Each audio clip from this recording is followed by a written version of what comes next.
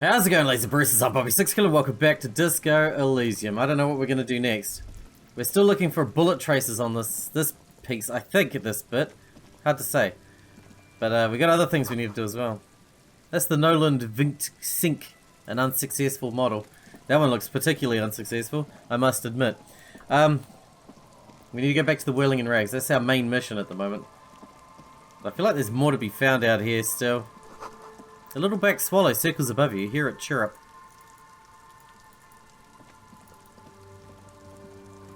We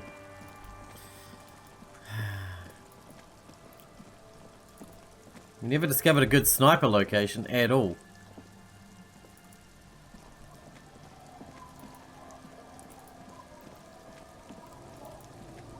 What do we do now? Back to the Whirling and Rags, I guess.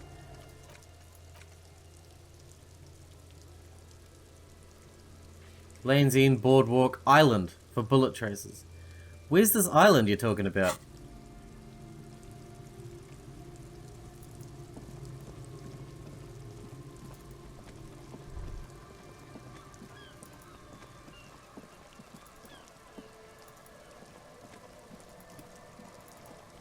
I don't know where that island they're asking for is.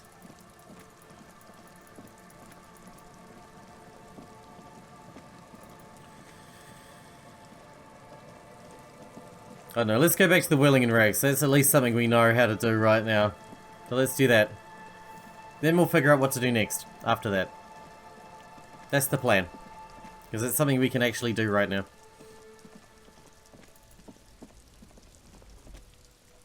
Oh, here we go. I'm all out of shits to give. I'm all out of shits to give, loincloth. Welcome to the fucking reckoning. Put your goddamn gun down. People are gonna get hurt. We need to talk this through, all right? Shut up! You're not gonna talk yourself out of this, loincloth shit fuck. This is the mercenary at his gates. His chest rises and falls under the ceramic breastplate. His fingers reach for the butt of his sidearm. There's something very wrong with him. He's dangerous. The lieutenant raises his left hand. This is a misunderstanding. Nothing irreversible has happened yet. You can just return to your unit and forget all about this. The Kipt is merciful, willing to spare us if we just forget about our murdered and humiliated commander. I think we should just kill everyone caught here. You all drunk. Come to your senses. You won't gun down 7 people in the middle of the street. This isn't a frontier town or a jungle outpost. Easy, Lizzie. Let me handle it. I know guys like this. I'm sure we can come to a peaceful agreement. Ain't that right, fella? Peaceful? Sounds like the armored figure is weeping. Nest in your abdominal cavity, like a little wild mouse. The masked man's words are barely intelligible, but you can hear them out. Fuck, there's the third one. How did we miss something like this? What do we do? My plan is not to get killed, but we have to intervene. The big one is the mercenary at the gates. If this turns into a firefight, we should take him out first. A sound strategy, he's the leader. We're out of time, this the is... Mercenary Tribunal. Get between them. I wish I had more Get armor. lost, comedian. You cops had your chance. Now it's fucking time for some justice. He licks his lips, waving his gun at the crowd. Losing his balance for a moment, he staggers backward. Big fuck! Is the only word you can make out. Easy now, no one needs to die here today. Oh, people are gonna die today. We're not leaving it like this. These tribals hung him up for everyone to see. No one is going to kill anyone. Let's just put the guns down and talk like civilized human beings. She doesn't seem to understand the severity of the situation. With a wordless gurgle, the killer loads his long rifle. The leader gives a small nod to the helmeted man. You feel your fists contract as you stand there between these men, all carrying real weapons. No, it's okay. Soften him up and trust the others to attack if it comes to that. Make him talk. Present an argument. We'll never do that, but we could do this one. Rhetoric 9. Think of an argument. Go. Alright, here we go. This is an illegal tribunal. Krena would never sanction this. Who's your commanding officer? Take the pick. Who's in charge of your unit after the death of your colonel? I am the Colonel Major with over 15 years of live combat experience. When my colonel gets hanged by clay monkeys, I lead the platoon on retaliation strike. So you're the highest ranking of the three of you?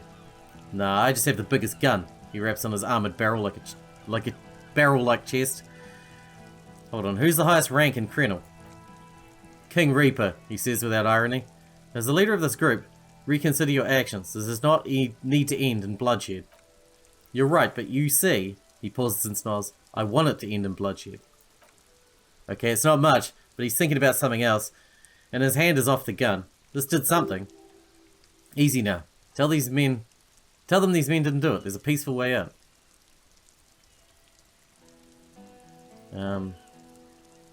Who is that? I didn't know you had a third guy. Rude. Rude is the killer. The armored woman smiles a vicious smile. Rude the killer. Hone clone. He doesn't talk much. All of you fucking cunts inside out. What was that, Rude? Rip you open. The killer. The gunner. He gestures towards himself. The raidist.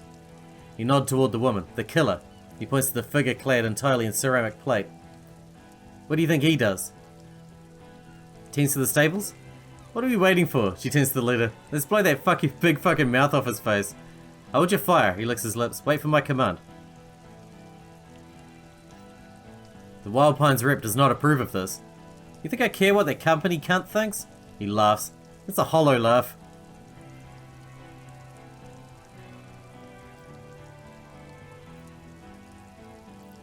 We're working together. She knew you were out of control. She told me. She's gone, you stupid fuck. He points to the sea. Sailed off 5 minutes ago. She doesn't give a shit about you silos. Stay cool. Don't do anything stupid. Titus shouts to his men in the background. The company bitch is gone. Lily's gone. Fuck are we still doing in this shithole? He looks around, tired suddenly. Sad even. Guys, Little guy breaks formation. I just like to get in the way. I didn't even have a gun.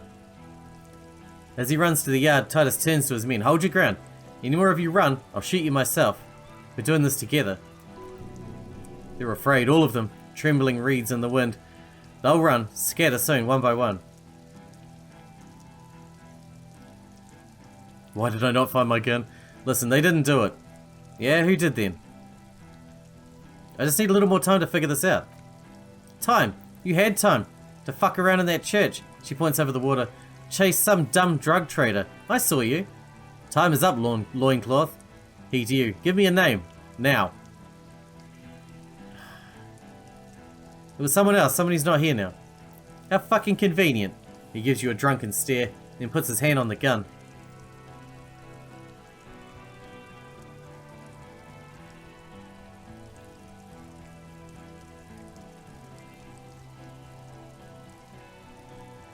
Actually, they are here. Point to the enemy. It was one of you.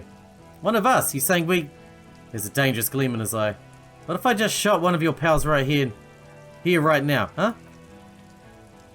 He points his gun at Elizabeth. How about the Kipt? Go ahead. Tell me we fucking killed our own colonel one more time. Listen, please. She raises both hands. This cop and this drumhead court-martial won't decide... He's gonna do it. He's gonna shoot her. Think. Why doesn't he believe me? Uh-oh. Your mind grinds to a halt. All you can see is the revolver in the man's armored hand, swaying, pointed at her. You move your mouth like a fish gasping for air. No, she wasn't even there. He pulls the trigger. A plume of smoke erupts from the muzzle. I gotta stop failing these 80% checks, man. Shot rings in your ears. A tiny low tinny ring. Then the hardy boy yells something. The woman grabs her left side. She's down. Her white shirt soaks in a blood red around her abdomen. She gasps for air, repeating, I'm okay. I'm okay. Fuck this. The man starts pulling something out of his pocket. Jean, the big man raises his hand. Tend to Lizzie, now. He wants you to open fire on the mercenaries. Before he does. He's waiting for you and your partner to be the shield. You're all drunk. Look at yourselves. Yeah, so what? Your judgment is impaired. You'll regret this. Nah, he wipes the sweat from his brow. I'm as clear as day. Fucking government-ordained super soldier. Enough already. What is this? The woman's voice is furious. We didn't come here to fucking chat. Interrupt me again and I'll execute you on the spot, Lance Corporal. The outburst is accompanied by yellowish saliva around his mouth. 17%. We'll never get that. Where's Classy? She can explain this. Who the fuck is that? Classy, the woman upstairs. Where is she? She left. The manager calls down from the balcony. Garte, what the hell are you doing here? What am I doing here? My fucking establishment is under fire. He points to the armoured figures. You know how much windows cost? What do you mean she left? She left. Her room is cleaned out. Right before those assholes showed up. You should have arrested her, the lieutenant whispers, his eyes still on the armed mercenaries. Hey, Bushman! The veins on the man's neck expand as he yells. Your little cunt isn't going to help you out on this one. No way! I fail a 80% check but pass a 17%? Dangerous. Ask about him first. You don't want personal facts about his dead friend coming out of your mouth. He has to state it. Who are you, a major? Sergeant Major Raul Courtenier. Reporting in to burn this fucking mud hut to the ground. He points at the whirling in rags. As he moves, the interlocking pieces of his armor click softly. Courtenier. Major Raul Courtenier. Friends with Lele. Raul and Lele. And then he bellows, for killing, maiming, and humiliating our commanding officer, you're all sentenced to death by lead. Listen, you're Lele. Everyone says good things about him, but he was a talker.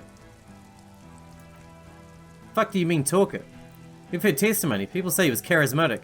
A nice guy to be around. Yeah, you like to chat up the natives, share leaflets, squeeze a bit of kipped ass here and there. Great fucking idea that turned out to be. He points toward the yard. If Lele was here, he'd spare the lot of you.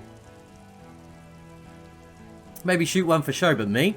He points to himself. I'm not a big fan of public affairs. Clay monkey. I'll gun every one of you down for what you did. Ready to open fire, Major, at your command. Banatal, 41, that really happened, didn't it? Our colonel did what he had to do. It was either one count or 100 of them. Rude here, he points to him. In your ship pipes, right? Indecipherable mumbling. He likes to fire mortars at random coordinates, wipe out mud huts like that. When he gets bored, Lele knew how to command. He's a good commander, I can see you miss him. Oh yeah, he would have commanded this fucking hell way better than I did. Way better than I did. But that didn't happen, because Hayseed Bill and Kipty the Kipt here, he points to Titus and Eugene, fucking murdered him. Had him stinking the village up for 2 weeks after, and you fucks did nothing. He points at you. Listen man, we told you, Told us what? He staggers forward. What did you say, tattoo fuck? You'll die next, right? Right when the she-kip's out. He had blue eyes, didn't he, your colonel? He smiles, pulling a face in a strange way. Baby blue, yeah, like someone fucked up and put a baby's eyes on a grown man. It was creepy, but bitches like that shit, I guess. Or I don't know what bitches like. I just know how to mow down cloths. Your colonel did not deserve to go out like this. I promise I'll find his killer. Find his killer? Copper's killer stands right there. He waves at the men behind you, shitting their pants, and you're standing in the way protecting them. They didn't. The woman holds onto her side, teeth rattling. Shush, sister. He squints at her. Blood's all gone out now. Not so long go when the rattle starts. 1 down, girl, 6 to go. Big talk. But you got him to admit he's a bad leader. It's a small thing, but it got him off center. Why did I not find my lost gun? What's that, loincloth? I can't hear you. Sounds like you got your mouth full of dick. Rude? Shit, this is it. Tell him anything. Tell him you have more information.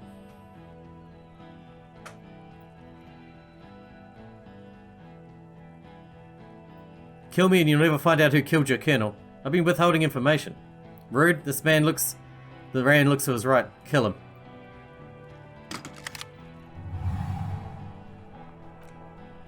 Porcelain man raises his rifle and takes aim at you. His hands are steady, and the long barrel of the rifle sways slowly. I wish I'd gotten more armor.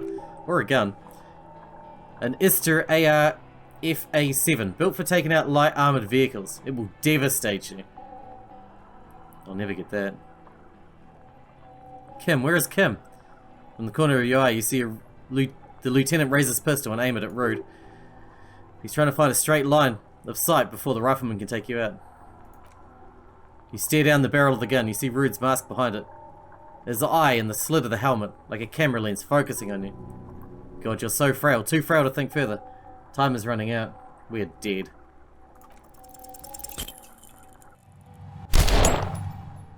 That was a shoulder shot. Thank God.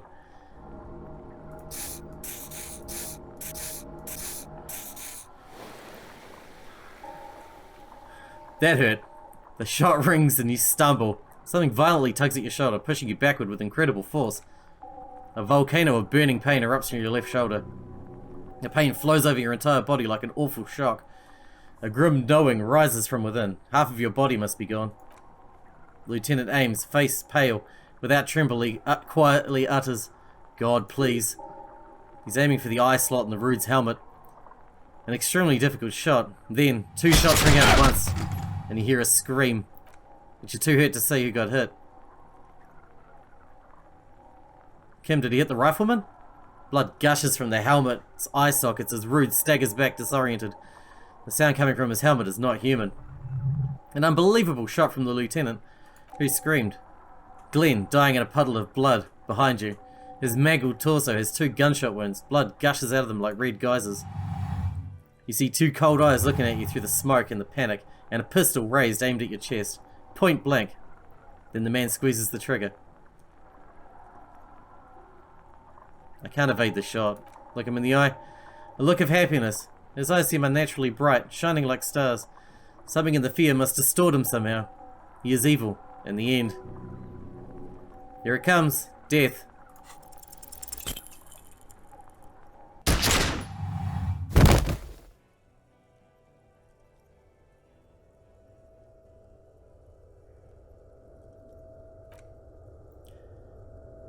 You can't. There's no time. Something inside your pelvis explodes. Your entire lower body is on fire and your legs can't support you. You fall down like a rag doll. The pain is too immense to scream. It pushes the air out of your lungs. Everything goes dark. A distant blur as you recede into it. Try to open your eyes. What do I see? Nothing. A persisting darkness. Dancing lights of pain. Distant shadows cast by them, like a hellish play. Out of it, a silhouette appears crouching over you. You hear a familiar voice filled with urgency and fear. You're bleeding out.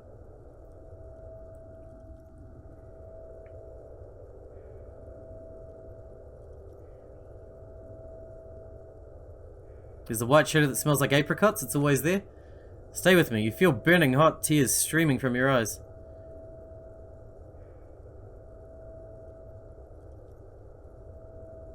I can't forget it even when I drank so much. Yes, keep talking. The lieutenant pushes down on your wound. Hard. You hear me? Stay awake.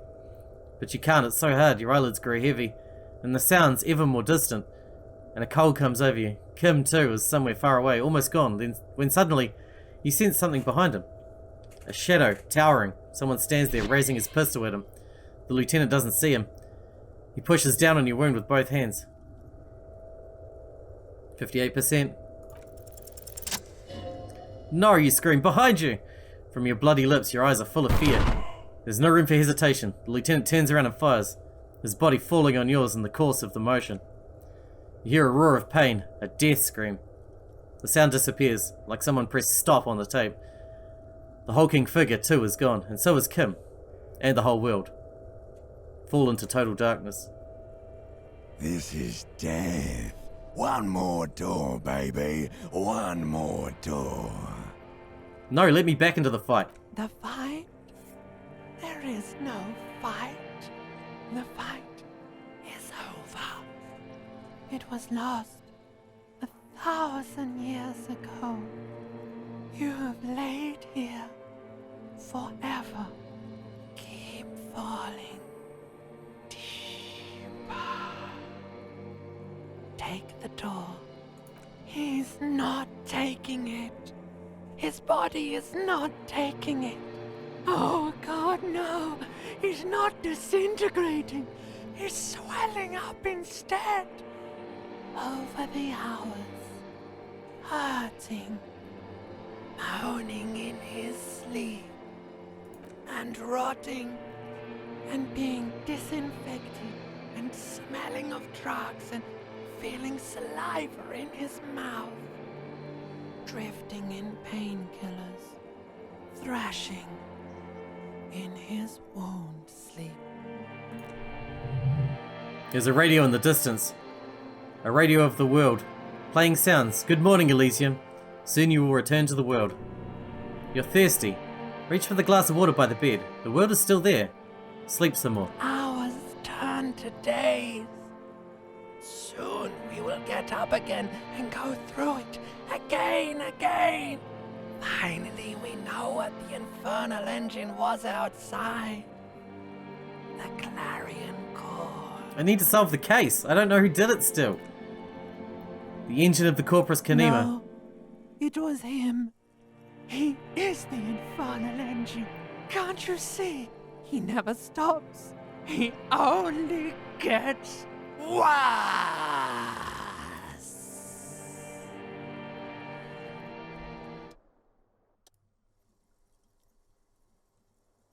You see Kim's familiar shape in the orange jacket. It turns double, then triple from the pain. Kim. Sunrise Parabellum, the lieutenant says. He's in the middle of a freshly cleaned room, with the fan above his head like a halo. His face is covered in bruises. What happened? What happened? We tried to take the diplomatic route and hoped they wouldn't attack first. They did. The major gave the command. What happened then? As retaliation, their rifleman shot you. He hit, with his carbine. I was looking for a clear line of sight when I found it. I shot and wounded him, while Glenn took a bullet in the spine. It was meant for me. He didn't survive. There's a pause. Titus, Fat Angus, and Theo charged. Angus and Theo died before they made it to intensive care. Titus died in the hospital. Yesterday, Elaine and the young musician, I forgot his name. They're all that's left. Titus is dead. Yes. You're bleeding out. I think you said something about your wife, and you warned me. I was able to disarm the major before he got the jump on me. I was not able to kill him, as I should have. Krenel took him. The lieutenant takes a cigarette from his coat pocket and lights it. A bitter smell fills the room. A stray bullet killed DePaul, though. And that's what happened.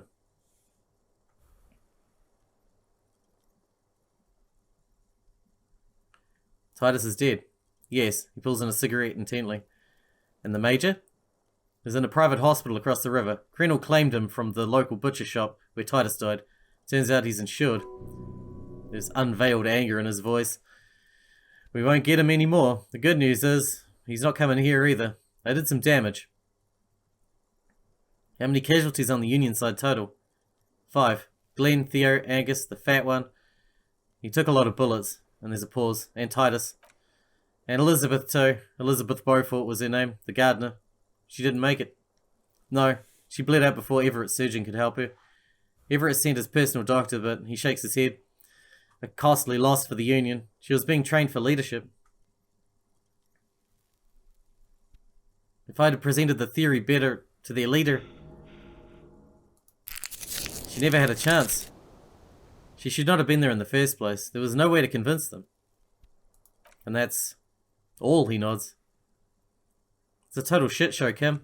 Yes, officer, he says calmly. 7 people are dead. It's not a success. But what's done is done. The violence is cordoned off. The Hornets did not get into the bee's hive. He rubs his swollen chin. The worst scenario has not materialized. Yet. And he smiles. We're still alive. Both of us. He did not expect you to both survive once you stepped between those two armies. His smoking, his hunched back. You have it worse. But he took a real beating. That cigarette has medicinal purposes. The room, it's clean. Mr. Garte cleaned it. Took him an entire day. How long I've been out? 2 days in and out. You've been up enough to take a Dramamine and curse and drink water. What did you say? Sunrise? Sunrise Parabellum. Sunrise prepare for war. It's an old revolutionary saying. Is it war today? He looks out the window. The gates of the harbour are boarded up. The street are a little more empty. Apocalyptic violence is yet to erupt, I'm relieved to say. I think we may have held it off for now. He unzips his bomber jacket. Barely. Good. Yes, we've also completely failed. But that's okay. How bad am I hurt? Pretty bad, officer. You've suffered 2 wounds. The first is below your shoulder. The bullet passed through your shoulder blade, luckily missing your lung and heart. The second shot hit you in the thigh, the left quadricep. He points to your leg. No major arteries were nicked, but the bullet had to be removed. A bacterial infection was treated with mercurium. Can I walk? We will see. Are you hurt? Not very. He rubs his chin. I have a concussion from the Major beating me with the butt of his gun. I try not to move too much. Things would be much worse if you didn't warn me. There's a pause. Thank you. I didn't see him coming. Stupid of me. Okay. That went very badly, but we survived. Most of the Union guys didn't, but we did. Easy now. The lieutenant turns double again before your eyes. An orange hue of pain. How are you? My disco days are done. Your disco days should have been done quite a while back, Lieutenant Ufredo. What happens now, Kim? I honestly don't know. Good, because I totally do. Do you? Because we can't talk to Everett. The harbour is in lockdown. Everyone is in there is outside our grasp now. And Joyce is left too. Joyce is gone? Yeah, she left yesterday morning to meet with the board of the Wild Pines. Well, that's what I heard.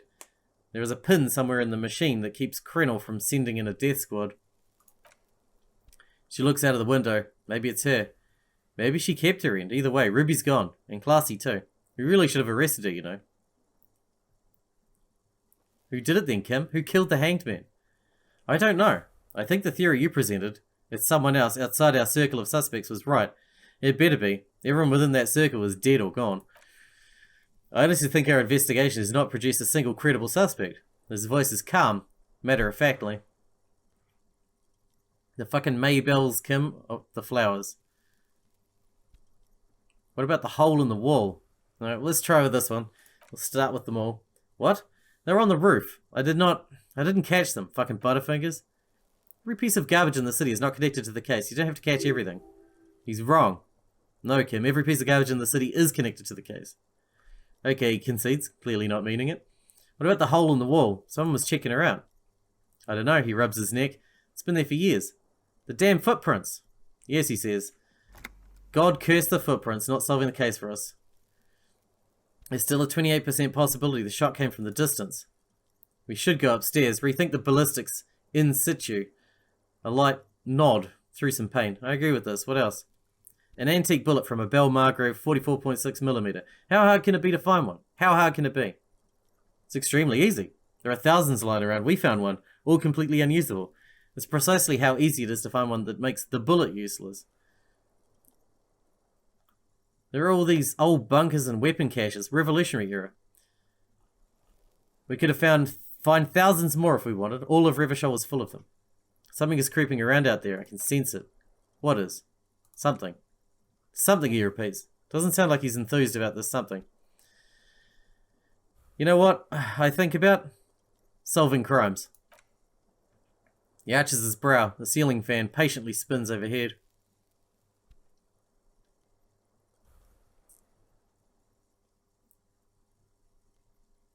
Solving crimes is hard.